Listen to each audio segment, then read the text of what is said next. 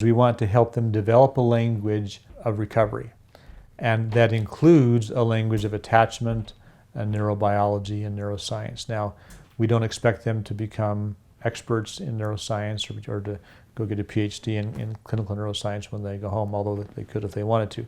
But we want them to leave the language of shame behind. So the language of shame is, I'm bad. It's a sense of finality. I'm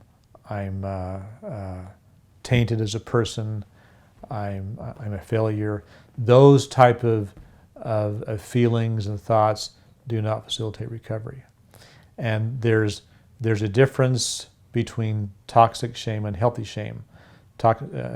John Bradshaw referred to, he's passed away a few years ago, but he was a great educator and therapist on shame. And he said that when we have toxic shame, we believe we're the mistake. When we have healthy shame, we recognize that I made a mistake. So we want to help people realize that, yes, you've made some serious mistakes, but you're not the mistake. And that through proper treatment and care and recovery, you can heal. And there's a possibility that those in your life can heal with you if they take the correct steps as well.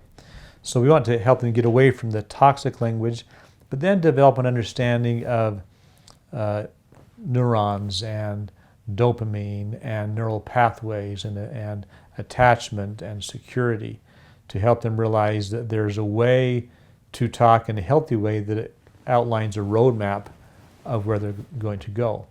Now, this is sometimes difficult for family members to hear, because they can sometimes think, well, you're just giving my husband or my son or father excuse as to why he did what he did.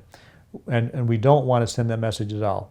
And it's somewhat paradoxical as we teach people how life experiences may have contributed to how they got here, but we also say, you're the only one who can get yourself out of here, and you're accountable.